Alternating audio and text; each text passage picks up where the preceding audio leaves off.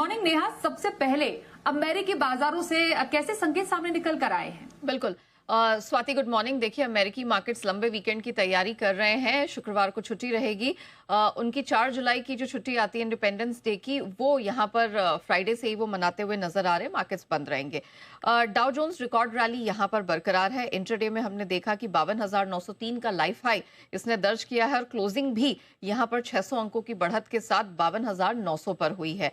हालांकि गुरुवार को आप S&P और नैस्डैक के मूवमेंट पर नजर डालेंगे तो ये लाल निशान में बंद हुए। लगातार दूसरे दिन यहां प्रेशर दिखा है।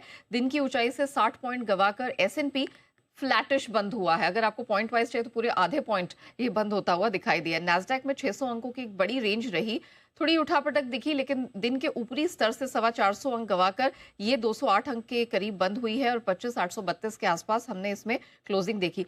टेक स्टॉक्स में काफी उतार चढ़ाव देखने को मिल रहा है, प्लस एक लंबा वीकेंड है, थोड़ा सा असमंजस का भी माहौल है।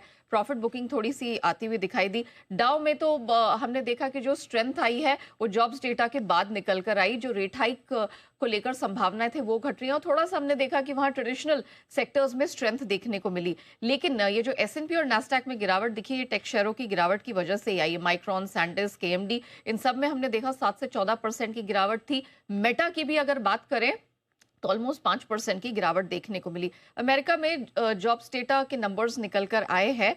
अनुमान था 1,10,000 के आसपास नई नौकरियां जुड़ेंगी जून के महीने में। उसके सामने सिर्फ 57,000 नौकरियां जुड़ी हैं, जो कि 4 महीने में सबसे कमजोर आंकड़ा है। अब बाजार की सितंबर में ब्याज दरों में बढ़ोतरी की संभावना जो पहले 66-67% के आसपास थी, वो घटकर 50% हो गई है। इस बीच इस नंबर के बाद डॉलर इंडेक्स को भी हमने देखा 10 दिन के निचले स्तर पर आ गया। 101 का महत्वपूर्ण आंकड़ा था जिसके नीचे फिसला और 10 साल की अमेरिकी बॉन्ड यील्ड है, दूसरे दिन हमने देखा कि ये 4.5% के नीचे ही सुस्त रही है।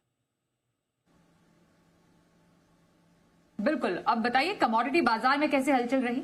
यहाँ पर भी इंटरेस्टिंग एक्शन देखने को मिला। अब स्वाति, सोने चांदी दोनों में कुछ रिकवरी जरूर देखने को मिली है। गोल्ड की अगर बात करें 10 दिन की ऊंचाई पर है, ये $60 की स्ट्रेंथ यहाँ पर दिखी।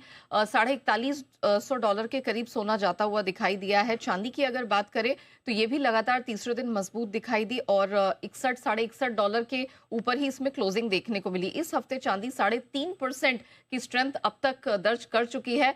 7 हफ्तों की एक तरफा वीकली गिरावट के बाद अगर ये स्ट्रेंथ दिखती है तो ये काफी समय बाद इनके लिए पहली वीकली बढ़त हो सकती है। ब्रेंट क्रूड मामूली सी बढ़त देखने को मिली, $72 के नीचे रेंज बाउंड ट्रेड है। अब सप्लाई से सारी जो चिंताएं हैं वो दूर हटती हुई दिखाई दे रही। इनफैक्ट अब फिर से एक ग्लोबल ओवर सप्लाई की स्थिति तेल बाजार में बनती दिख रही है, क्योंकि UAE का जो तेल एक्सपोर्ट है वो युद्ध वाले स्तर पर 39-40 लाख बैरल प्रतिदिन पर आ पहुंचा है और सऊदी अरब, जो कि दुनिया के बड़े तेल उत्पादकों में से, एक्सपोर्टरों में से आ जाता है, उनका भी आप प्री वॉर लेवल के 90% तक तो तेल है, तेल एक्सपोर्ट वो वापस आ ही चुका है। 1 करोड़ बैरल प्रतिदिन तक की रिकवरी यहां पर भी देखने को मिली है। बेस मेटल्स में हालांकि चौतरफा कमजोरी का माहौल है।